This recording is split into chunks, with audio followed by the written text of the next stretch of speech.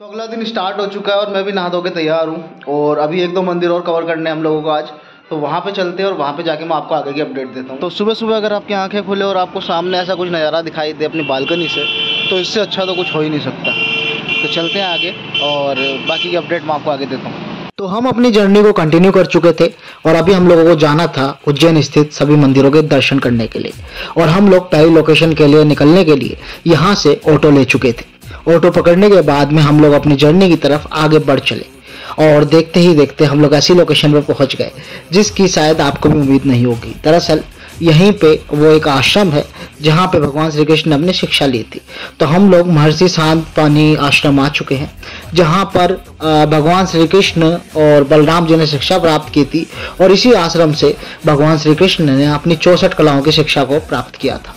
तो अभी हम लोग आश्रम के अंदर आ चुके हैं और ये आप देख सकते हैं उस समय की मूर्तियां हैं जिनको आप लोग देख के समझ सकते हैं कि ये मूर्तियां पूरी तरीके से पूर्ण रूप से बनी भी नहीं है ढंग से, और जिस तरीके की उस टाइम पे औजार या चीज़ें होती थी उसके हिसाब से ये मूर्तियां काफ़ी बेहतरीन और सुंदर बनी हुई है। इसके बाद में हम लोगों ने प्रवेश किया कहाँ पर, आप सोच सकते हैं। दरअसल हम लोगों ने भगवान श्री कृष्ण की पाठशाला में प्रवेश किया जहाँ पे शायद किसी समय भगवान श्री कृष्ण अपनी शिक्षा को प्राप्त करते थे। तो यहाँ पे जब मैं अंदर एंटर हुआ तो यहाँ पे कैमरा अलाउड नहीं था, फिर भी जैसे तैसे मैं एक छोटी मोटी क्लिप आपके लिए प्रेजेंट कर रहा हूँ। तो यहाँ पे कैमरा ना चलने की वजह से हम लोग यहाँ से फिर बाहर आ गए। बाहर आने के बाद में हम लोग आगे बढ़े जहाँ पे मतलब इस आश्रम में जब आप प्रवेश करेंगे तो आपको भगवान श्री कृष्ण से जुड़ी सारी चीज़ें होंगी। यहाँ पे जहाँ पे वो रासलीला रचाते थे या फिर अपनी शिक्षाओं को ग्रहण करते थे या अपने दोस्तों के साथ जो भी मनोरंजन या मौज मस्ती करते थे वो सब कुछ आपको इस आश्रम में देखने को मिलेगा। तो यहाँ पे भगवान श्री कृष्ण बैठते थे और यहाँ पे जिस तरीके से वो शिक्षा प्राप्त करते थे उन सभी चीज़ों की तस्वीर लगी थी। और खास करके जो खास तस्वीरें जो कि पूर्ण रूप से दर्शाती हैं सारी चीज़ों को, वो हमको आगे मिलने वाली हैं। तो यहाँ पे विद्या मंदिर होता था जहाँ पे उनके गुरु और भगवान श्री कृष्ण बैठा करते थे। तो आपने सामने जो आप गोमती कुंड को देख रहे हैं, बताते हैं कि उस समय जब पानी का अभाव होता था तो भगवान श्री कृष्ण ने अपनी लीला से इस गोमती कुंड को प्रकट किया था। इस गोमती कुंड से होते हुए सीधा वो रास्ता निकलता है जहाँ पे शिक्षाएं मतलब भगवान श्री कृष्ण को मिला करती थी। तो यहाँ पे आप गोमती कुंड का एक बार नज़ारा चेक कर लीजिए। उसके बाद मैं आपको पाठशाला की तरफ मतलब जहाँ पे वो सीखते थे वहाँ लेके चलता हूँ। तो यही वो जगह है जहाँ पे 64 कलाओं की शिक्षा भगवान श्री कृष्ण ने प्राप्त की थी। यहाँ पे जो तस्वीरें लगी हुई हैं सबको कैप्चर करना तो मुश्किल था क्योंकि यहाँ पे पूरी 64 की 64 कलाओं की तस्वीरें थी और एक एक के बारे में जानकारी देना एक तरीके से असंभव था। लेकिन फिर भी जितना कैप्चर हो पाया वो मैं आपको दिखा रहा हूँ। 64 कलाओं से आप लोग सोच रहे होंगे कि शायद कोई लीला होगी, लेकिन मैं आपको बता दूं कि संगीत, चिकित्सा, सब कुछ जो होती हैं उन्हीं को कलाएं कहते थे उस समय पे। तो इसके बाद में हम लोग सीधा कहाँ पहुँच गए, हम लोग पहुँचे मंगल मंदिर। मंगल यानी कि वही मंगल ग्रह जिनके मतलब कि प्रकोप से कहा जाता है कि चीज़ों में बाधाएं आती है। तो यही वो मंगलनाथ मंदिर है जहाँ पे अगर आप आते हैं और पूजा पाठ करवाते हैं तो मंगल से जुड़े जितने भी प्रकार के दोष हैं वो सब भी यहाँ पे समाप्त हो जाते हैं। तो अभी ऊपर की तरफ चलते हैं और मैं आपको मंदिर का नज़ारा दिखा देता हूँ। तो हाल फिलहाल ये मंदिर अभी तैयार हो रहा है और हम लोग अभी जहाँ पे भगवान मंगल रहते थे मतलब विराजमान है उनके दर्शन करवाते हैं। तो जैसे ही आप लोग यहाँ से प्रवेश करेंगे आपको सीधा ही यहाँ पे सामने वो मंदिर नज़र आ जाएगा। मंदिर के साथ में जो कि मंगल ग्रह का जो मतलब जो कहते हैं सवारी है, मेष यानी कि जो बकरी है, वो भी आपको यहाँ पे देखने को मिल जाएगी। और यहाँ पे मंगल ग्रह जो है वो शिवलिंग के रूप में विराजमान है। तो जैसा कि उज्जैन में आपको जो भी भगवान या जो भी रूप देखने को मिलेगा वो शिवलिंग के रूप में विराजमान मिलेगा, तो उसी का प्रारूप आपके सामने है। तो आप लोग देख सकते हैं। और यहाँ में है भुवनेश्वरी माता जो कि पृथ्वी माता यानी हमारी भारत माता जो है वही है, वही सभी ग्रहों की जननी है। तो यहाँ पे उनका भी मंदिर था। इसके बाद में हम लोग मंदिर से जैसे ही बाहर आए हम लोगों का नेक्स्ट मंदिर होने वाला था जो कि बहुत ही खास होने वाला है और वो है काल भैरव का मंदिर। वही काल भैरव जिनके बारे में कहा जाता है कि उनको शराब अर्पित होती है। तो हम लोग जब वहाँ पहुँचे क्योंकि मेरे को ये चेक करना था कि सच्ची में क्या वहाँ पे शराब का भोग लगता है या फिर सिर्फ कहने कहाने की बातें हैं। तो हम जैसे ही मंदिर में प्रवेश करते हैं तो यहाँ पे भी बोर्ड लगा हुआ था कि कैमरा चलाना मना है। लेकिन भाई आपके लिए क्लिपिंग्स लेके आनी थी तो हम लोगों को थोड़ा रिस्क तो लेना जरूरी था। तो मैं सीधा अंदर मंदिर के अंदर चला गया और इसके बाद में मैंने अपने फ़ोन को अपनी जेब में डाल लिया ताकि मैं आपके लिए क्लिपिंग्स निकाल सकूं। तो जैसे ही आप मंदिर में प्रवेश करेंगे आपको सीधे ही सामने काल भैरव का मंदिर नज़र आ जाएगा। और आप दर्शन हो पाते नहीं हो पाते, क्योंकि मैंने फ़ोन को डाल लिया अपनी जेब में ताकि किसी को शक ना हो और मैं अच्छे से आपके दर्शन करा सकूं। तो यहाँ पे एक छोटी सी क्लिप निकली जिसको मैं आपको दिखा देता हूँ। तो सामने जो आप मूर्ति देख रहे हैं अभी आपके सामने आएगी, तो यही है काल भैरव। एक समय हुआ करता था काल भैरव के सीधे मुंह से शराब की बोतलें टच की जाती थी, लेकिन आज के समय में यहाँ पे एक हवन कुंड तैयार किया जाता है जिसके अंदर लोग आके अपनी श्रद्धा अनुसार शराब को अर्पित करते हैं। शराब, अल्कोहल, सब चीज़ें मैं उनकी ही बात कर रहा हूँ। तो काल भैरव के मंदिर में मेरे को ये नज़ारा आपको कैप्चर करके दिखाना था, तो मैंने काफ़ी देर वेट किया। यहाँ पे लोग बबूते निकाल रहे थे और सामने एक भैया ने आके शराब खोलनी शुरू करी। इसके बाद में इन्होंने आके सीधा यहाँ पे शराब डाली और यहाँ पे भोग लग गया काल भैरव को। और अभी यहाँ पे देखते ही देखते एक और महानुभाव आए जिन्होंने सीधा का सीधा ऊपर से डाल दिया, जो कि थोड़ा रिस्की हो सकता है, लेकिन सीधा भोग लगता है बाबा को, तो क्या कह सकते हैं। तो यहाँ पे भी आपको दीप ज्योति दिखाई दे जाएगी जहाँ पे कई मात्राओं में दीपक मौजूद होते हैं। तो यहाँ से जैसे ही हम लोग मार्केट से निकले तो यहीं से थोड़ी सी दूर पे एक मंदिर था, जो मंदिर नहीं कह सकते, मतलब बेसिकली एक ऐसी जगह है जिसको आप देख के हैरान हो जाएंगे। दरअसल जो हम लोग बचपन में टीवी सीरियल देखते थे विक्रम बेताल, आपने भी सुना होगा उसका नाम, तो विक्रम बेताल से जुड़ी कहानियाँ आपको वहाँ पे देखने को मिलती हैं। तो अभी हम लोग उसी मंदिर में जाने वाले हैं। तो फिलहाल यहाँ से हम लोगों को नीचे जाना पड़ेगा और वहीं पे जाके वो मंदिर है जहाँ पे एंट्रेंस हुई आपको बेताल का चेहरा देखने को मिल जाएगा। पहले हमें लगता था कि वो कहानी है, लेकिन यहाँ पे आगे पता चलता है कि सच्चाई है। और उज्जैन के जो राजा हैं उनका नाम विक्रमादित्य था, जिनके ऊपर बेताल विराजमान रहता था। तो हम लोग यहाँ पे जब घुसे तो यहाँ पे चारों तरफ मार्केट लगा हुआ था, जिसे देख के एक बेहद ही मनमोहक नज़ारा था, जिसे देख के आपका भी यहाँ पे मन लग जाएगा। और हम जैसे ही प्रवेश करते हैं यहाँ पे तो आपको चारों ओर गौ माता और गांव देखने को मिलेगा।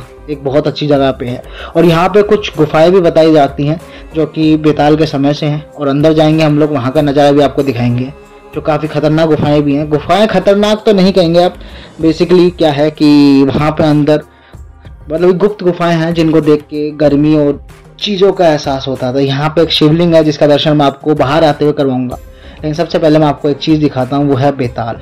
तो यही वो बेताल की मूर्ति है जो कि दर्शाती है कि विक्रम बेताल की कहानी जो थी वो सिर्फ कहानी नहीं, सच्चाई थी। और यहाँ से जैसे आप आगे चलते हैं तो आप पहुँच जाते हैं सीधा का सीधा उन्हीं गुफाओं की तरफ, जिन गुफाओं के अंदर एक समय पर बेताल विराजमान होता था, विक्रमादित्य सिंह रहते थे। अंदर मंदिर भी हैं, कई चीज़ें हैं जो कि मैं आपको आगे दिखाऊंगा। तो जैसे ही हम लोगों ने अंदर की तरफ प्रवेश किया तो मैं गुफा के अंदर आ चुका था। तो यहाँ से कुछ ऐसी एंट्रेंस है, आप लोग देख लीजिए। और यहाँ से आप जैसे ही अंदर जाएंगे तो ये गुफा स्टार्ट हो जाती है। और गुफा अभी तो आपको नॉर्मल लग रही होगी, लेकिन आगे जाके आपको मैं चीज़ें दिखाऊंगा। तो पहले आप देख लीजिए कि यहाँ पे इनके गुरु, जो विक्रमादित्य के गुरु थे या भगवान थे, भगवान जी की मूर्तियाँ भी, काली माता की फोटो भी यहाँ पे विराजमान है। तो यहाँ पे अंदर आके वो पूजन विद्या करते थे। तो ये गुफा के अंदर जाने का रास्ता था, जहाँ से अंकल जी के निकलने के बाद में मैंने भी प्रवेश कर लिया।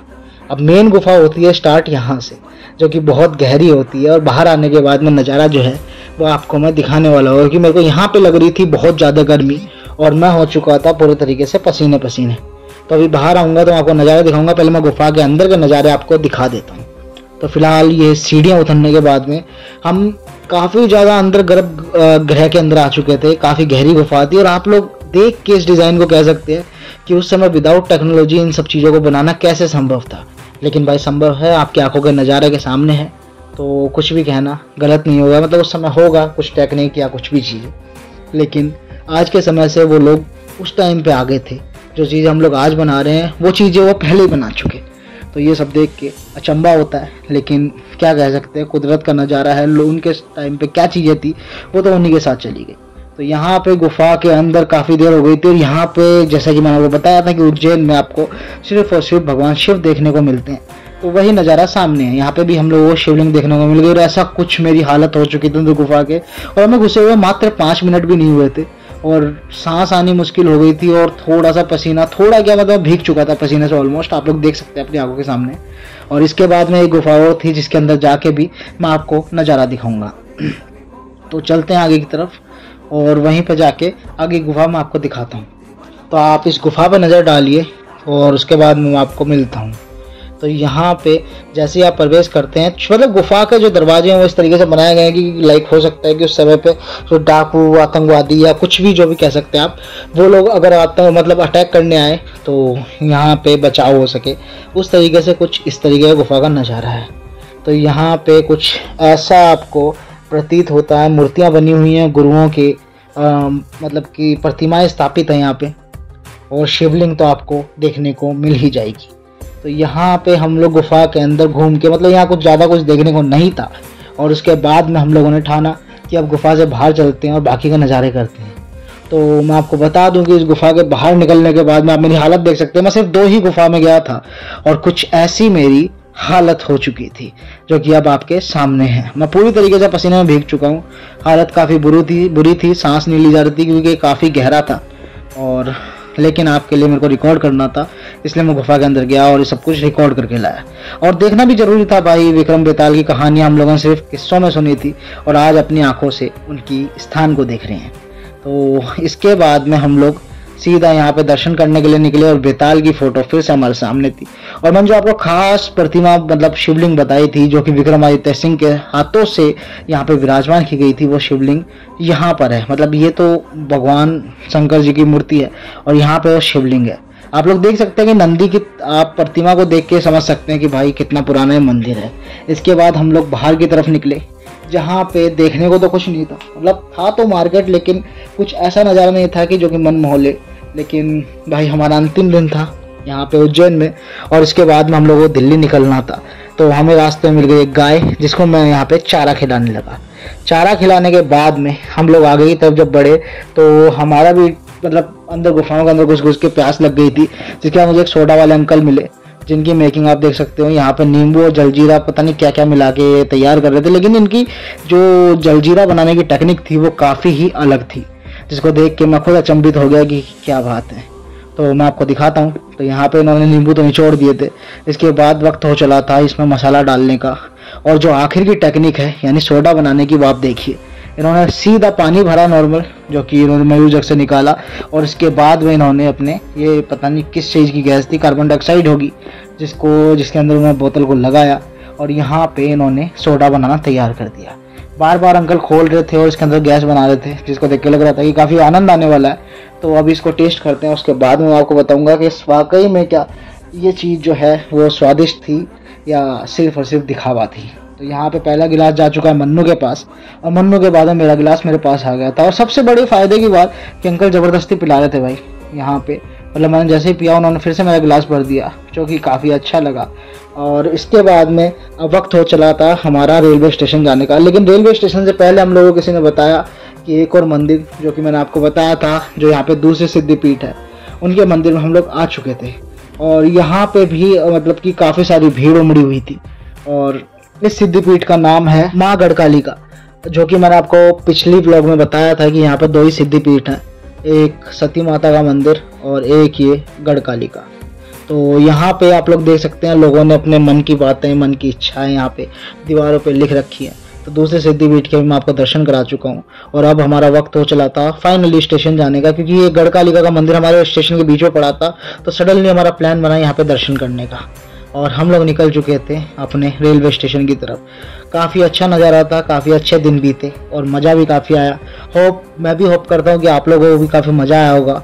तो हम लोग आ चुके थे रेलवे स्टेशन, और यहाँ पे अब हम लोग जाके अपने ट्रेन का वेट करेंगे, और उसके बाद में सीधा निकलेंगे दिल्ली के लिए। तो यहाँ देखते ही देखते काफ़ी लंबा वेट हुआ और हमारी ट्रेन फाइनली आई। हम लोगों ने ट्रेन को पकड़ लिया। ट्रेन को पकड़ने के बाद में हम लोग उस टाइम पे इतनी भागा दौड़ी थी कि मैं वीडियो नहीं रिकॉर्ड कर पाया, और मैंने उसके बाद में रात को वीडियो बनाने की कोशिश करी, लेकिन कुछ खास नज़ारा देखने को नहीं था, जिसकी वजह से मैं वीडियो नहीं बना पाया। होप सो आपको जो मंदिर दिखाने थे वो मैं दिखा चुका था। रात के टाइम पे एक स्टेशन पे मेट्रो रेलवे रुकी भी, लेकिन मैं उस चीज़ को समझ नहीं पाया कौन सा रेलवे स्टेशन था, इसलिए मैं आपको जानकारी नहीं दे पाया। और देखते ही देखते हम लोग सुबह पहुंच चुके थे दिल्ली, और हम लोग अब यहाँ से सीधा अपने घर की तरफ जाएंगे। और ख़ास बात ये होने वाली है कि यहाँ पे हमारी यात्रा नहीं रुकने वाली। इसके बाद में मेरे पास फ़ोन आया ऑफिस से, और ऑफिस वालों ने मुझे बोला कि तुम्हें शिमला जाना पड़ेगा, और अब मेरी जर्नी जो है वो शिमला के लिए चालू होने वाली है। लेकिन पहले वक्त था घर जाके थोड़ा रेस्ट करने का, और अभी मैं घर पे आ चुका हूँ और अब मैं जाने वाला हूँ सोने। लेकिन इसके बाद में भी जर्नी रुकेगी नहीं, जर्नी ऐसे ही चलती रहेगी। तो आप व्लॉग में बने रहे, आपको शिमला के व्लॉग अब देखने को मिलेंगे। तब तक के लिए बाय बाय।